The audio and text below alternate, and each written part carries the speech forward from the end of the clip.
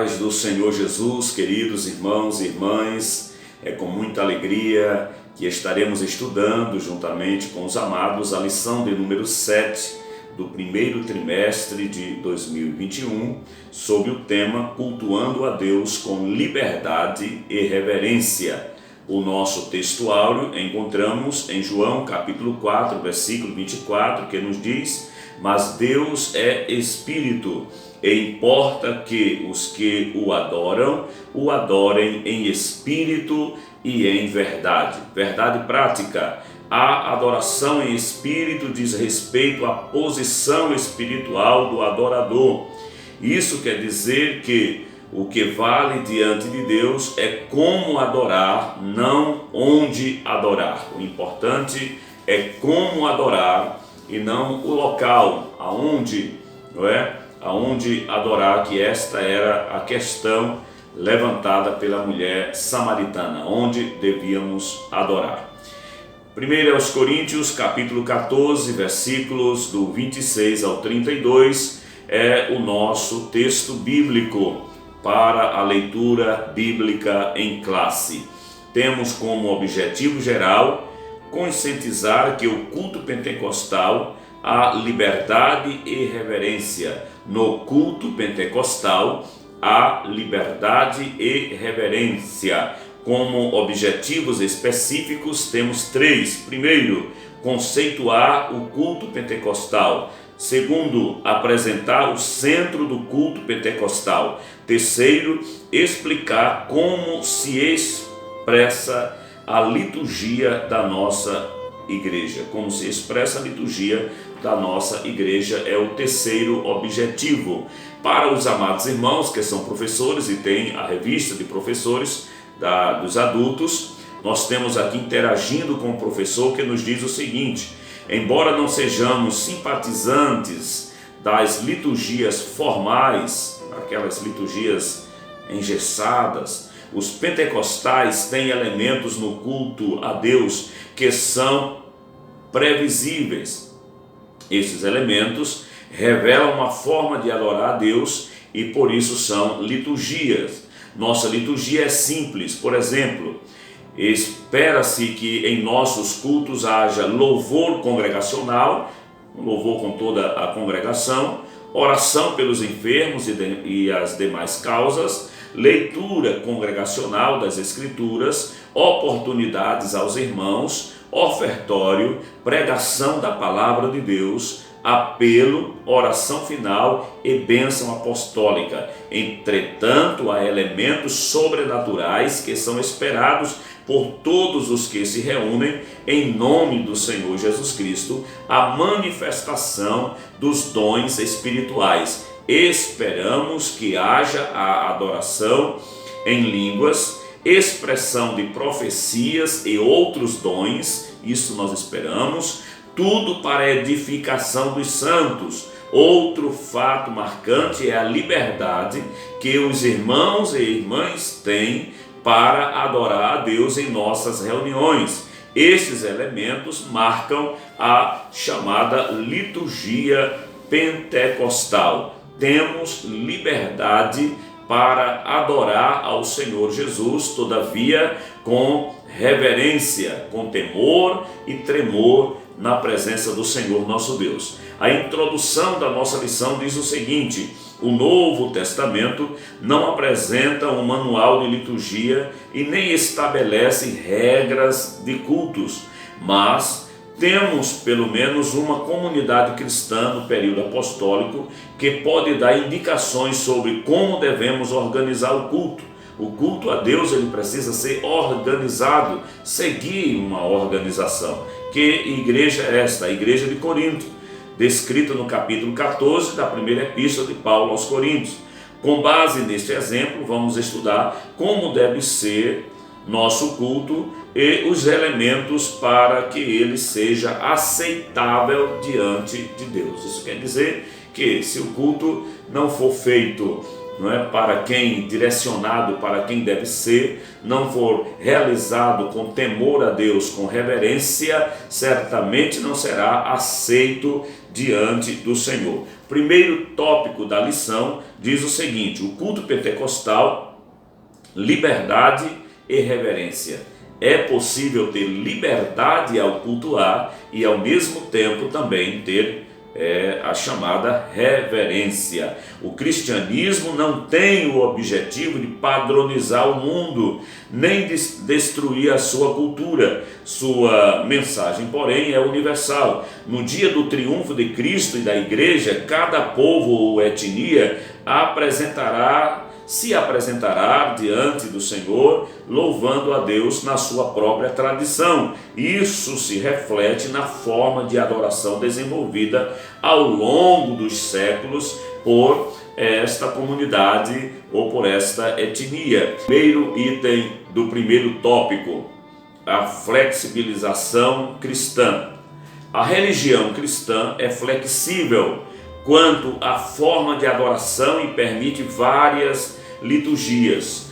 Todos os ramos do cristianismo, incluindo os cristãos nominais, têm a sua forma distinta de cultuar. Isto aí é algo claro entre nós, o comentarista destaca aqui. Agora, o que nós precisamos dizer é que essa flexibilidade tem limites e por isso deve haver respeito pela estrutura já existente. Há limites para esta flexibilidade, não é? Ou flexibilização. Precisa ser algo, é lógico, embasado e baseado no que nos ensina a palavra de Deus, e nós estaremos estudando durante esta lição.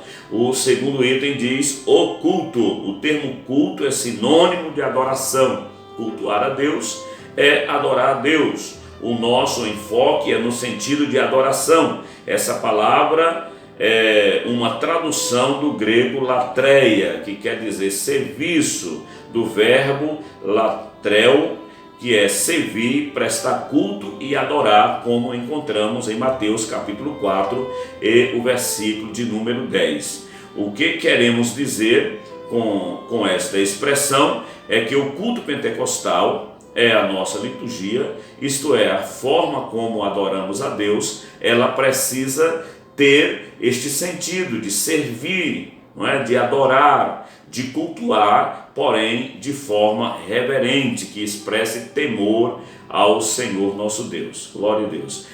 O terceiro item fala a reverência no culto. A adoração a Deus é o momento mais sublime na vida humana. O momento mais sublime da nossa vida é quando vamos ao culto e nos apresentamos ao Senhor para dar a Ele o nosso louvor, apresentar a Ele a nossa adoração, apresentar a Ele o nosso culto.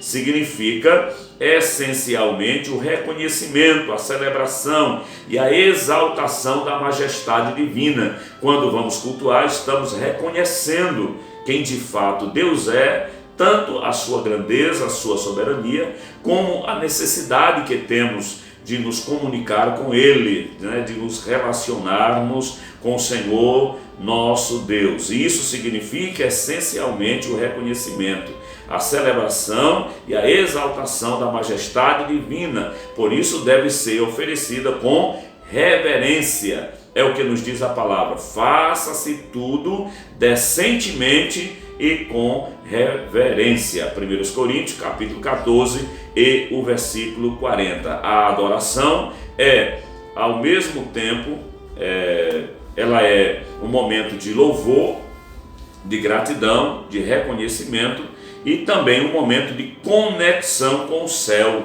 e não com a internet. É um momento em que a igreja deve se desligar de tudo e de todas as coisas e se ligar com os céus, se ligar com o Senhor. A síntese do primeiro tópico é o seguinte: a adoração a Deus é essencialmente o reconhecimento, a celebração e a exaltação da majestade divina. Quando o crente se dispõe a ir a um templo, a ir a um local de culto, a um local de reunião evangélica pentecostal, ele deve ir com esta mentalidade de reconhecer a soberania do nosso Deus, aleluia, e que só Ele é digno de honra, de glória e de louvor. Glória ao Senhor por isto. Aqui nós temos no subsídio didático, pedagógico, procure relacionar liberdade e reverência no culto, conscientizando os alunos acerca da importância de participarem do culto ao Senhor sob o Espírito de Deus e com reverência. Quando cultuarmos a Deus, precisamos sermos guiados pelo Espírito Santo de Deus,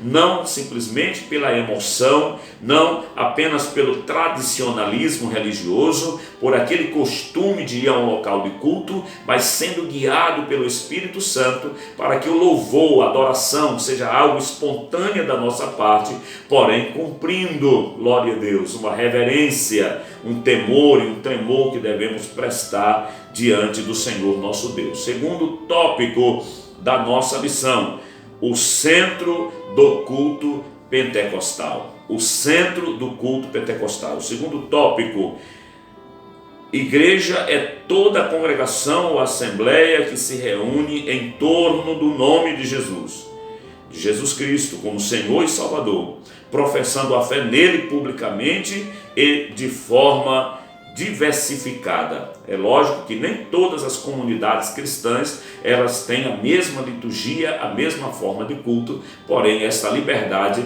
ela precisa ser com reverência, é o que precisamos deixar bem claro nesta lição. Primeiro item do segundo tópico, o centro da nossa adoração. Nós somos acusados por algumas pessoas que não entendem a nossa maneira de cultuar a Deus, como que se nós deixássemos Jesus em segundo plano e colocássemos o Espírito Santo em primeiro, é o que diz aqui o comentarista.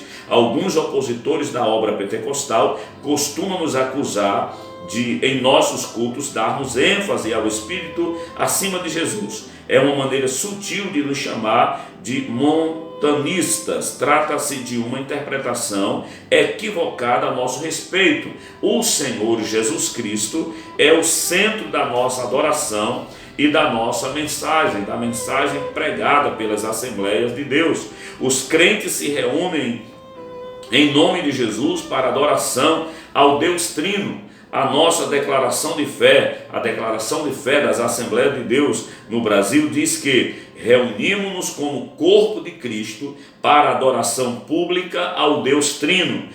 Porque, veja o que diz Filipenses capítulo 3 e versículo 3, porque nós é que somos a circuncisão, nós que adoramos a Deus no Espírito e nos gloriamos em Cristo Jesus e não confiamos na carne. Nós não confiamos na carne, não é? No intelecto, na nossa capacidade, na tradição religiosa e em outras coisas que muitos confiam. Confiamos em Deus, para a glória de Deus. Nos reunimos como corpo de Cristo, guiados pelo Espírito Santo, para adorar ao Deus Trino e bendito, que é glorificado em nosso meio. Aleluia! O Senhor é bom, Ele é maravilhoso. O segundo item do segundo tópico nos diz um culto vibrante no poder do Espírito. O culto pentecostal, o culto assembleano pentecostal, não é aquele culto frio ou morno ou apático em que as pessoas ficam indiferentes ao que está acontecendo no culto. Não, mas é um culto vibrante no poder do Espírito. Aleluia! O assunto de 1 Coríntios 14 é adoração. A expressão paulina, quando vos ajuntais, do versículo 26, se refere aos cultos. A exortação paulina à comunidade cristã de Corinto nos ensina muita coisa sobre o culto, entre elas que o culto não era entediante, nem consistia num pregador falando para um rebanho atento e silencioso, mas havia uma interação dinâmica e compartilhada, né, ali em receber.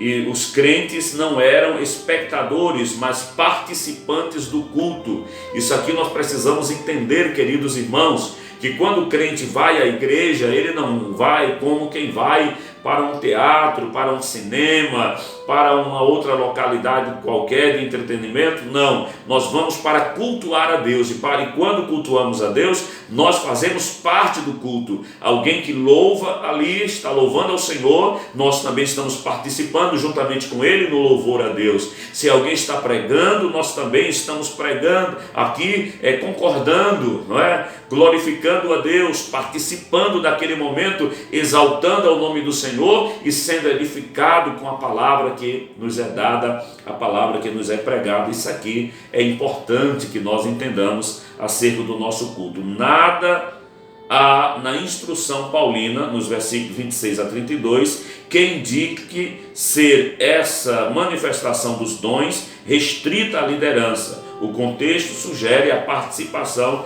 dos crentes em geral. Quando o Espírito Santo de Deus se manifestava ali, naqueles cultos na igreja de Corinto, como estamos pegando aqui por base, não era apenas nos pastores, nos apóstolos, nos sacerdotes ou naqueles que estavam ali à frente na liderança, não, mas em toda a igreja. Toda a igreja tinha liberdade e poderiam ser canal de bênção naquele culto para dar uma palavra, uma revelação da parte de Deus, um testemunho, falar das grandezas do Senhor naquele culto. Tudo guiado dentro de uma reverência, de um contexto de liderança que estivesse debaixo da égide, do poder do Espírito Santo de Deus. Terceiro item, características pentecostais. Os primitivos cultos eram espontâneos e diferentes das reuniões nas sinagogas. Uma coisa era aquelas reuniões tradicionais na sinagoga e outro era o culto cristão, como acontecia,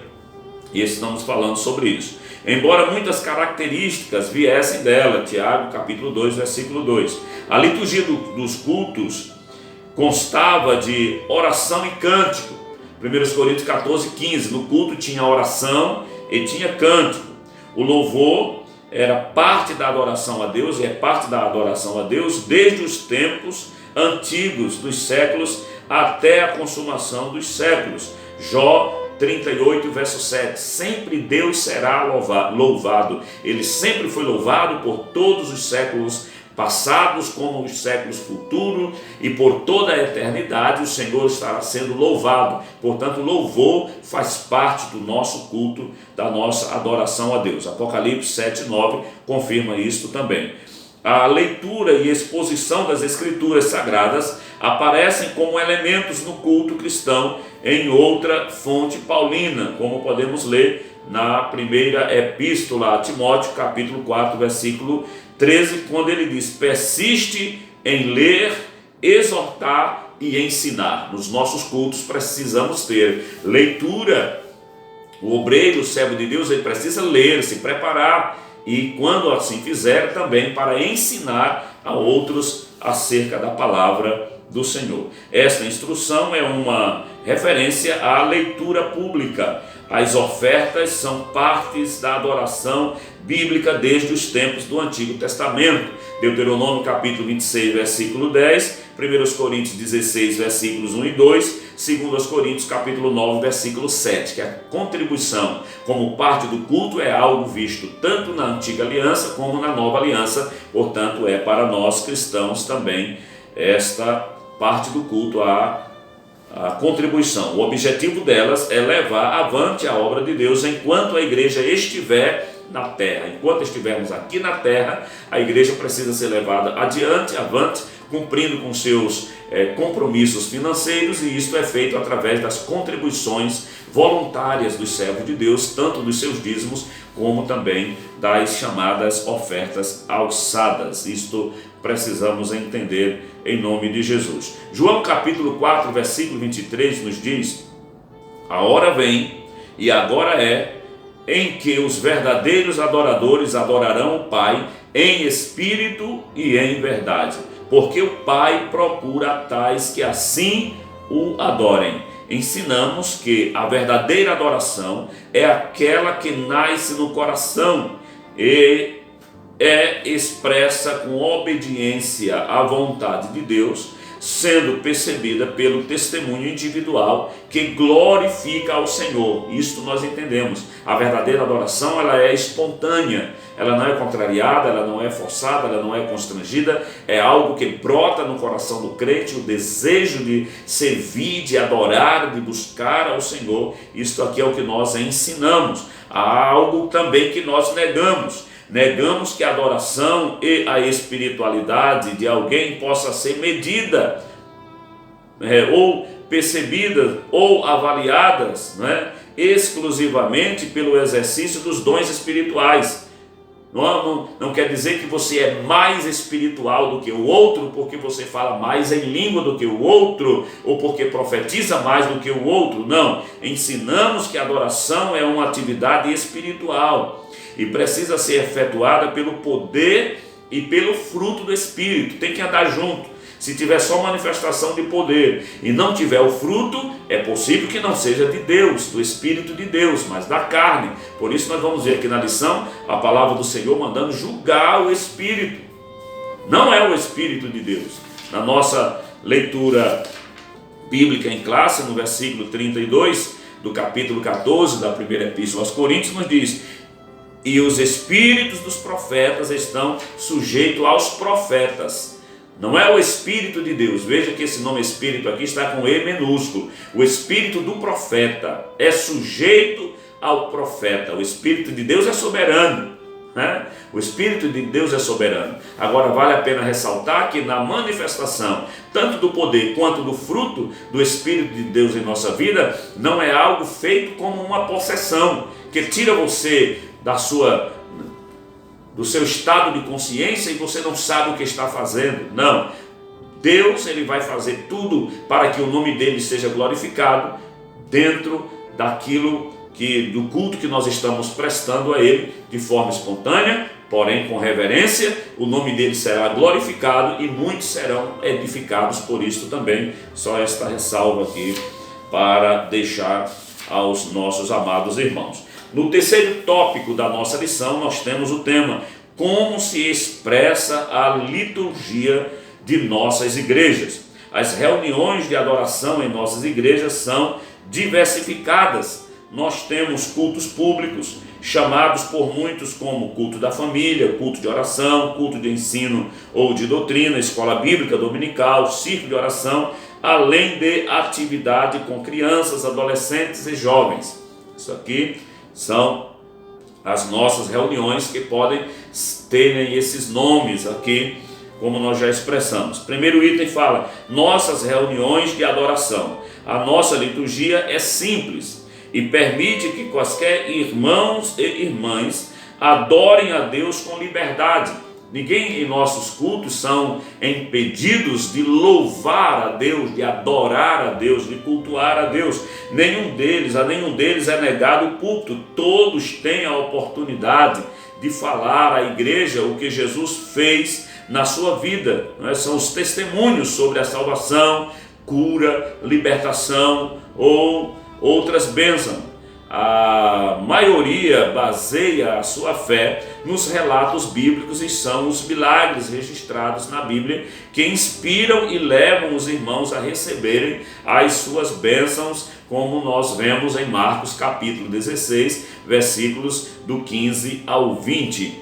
Outra coisa que precisamos destacar aqui é que foi dessa maneira que crescemos e nos tornamos a maior denominação evangélica do país. O Deus que nos trouxe até aqui, Ele mesmo nos conduzirá pelo seu Espírito até a vinda de Jesus. Essa adoração a Deus em espírito e em verdade. É essa a adoração a Deus em espírito e em verdade. Como nós fazemos, como nós temos ensinado e temos aqui uma lição bíblica muito proveitosa que vai nos direcionando a esta maneira de nos portar, de nos conduzir diante do Senhor em nossos cultos de adoração a Ele. O segundo item fala o culto pentecostal. Nossas reuniões coletivas de adoração apresentam as mesmas características dos cultos em Coríntios. As manifestações nos cultos que os apóstolos mencionam em 1 Coríntios 14 são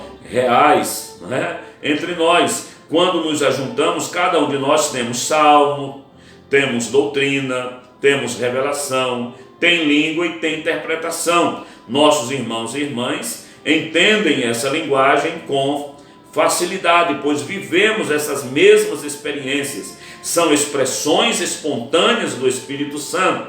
Veja o que os versículos 27 a 32, o apóstolo está tratando do culto pentecostal. E se refere aos dons de línguas, interpretação e profecia no culto. É muito comum um visitante sentir a presença de Deus em nossos cultos. É muito comum quando alguém que vem visitar os nossos templos, a nossa igreja, e chega e em nossos momentos de adoração e de louvor a Deus, sentem a presença do Senhor. Isto é maravilhoso e é gratificante para nós, sentir a presença do nosso grandioso Deus. Conclusão desta lição, queridos irmãos. Veja Isaías 48, versículo 11, nos diz: e a minha glória não darei a outrem. Portanto, confessamos que na adoração pública, a oração, os cânticos, o ofertório, a pregação, o exercício dos dons espirituais na igreja servem para que em tudo Deus seja glorificado. Em tudo o nome do Senhor Jesus seja glorificado. Em tudo o Espírito Santo da verdade seja glorificado. A Trindade bendita precisa ser glorificada. É ao Deus Trino que é direcionado o nosso culto e a nossa adoração. Glória ao nome do Senhor Jesus Cristo por isto. Na primeira epístola de Pedro, capítulo de número 4. Primeira epístola de Pedro, capítulo 4, versículo 11.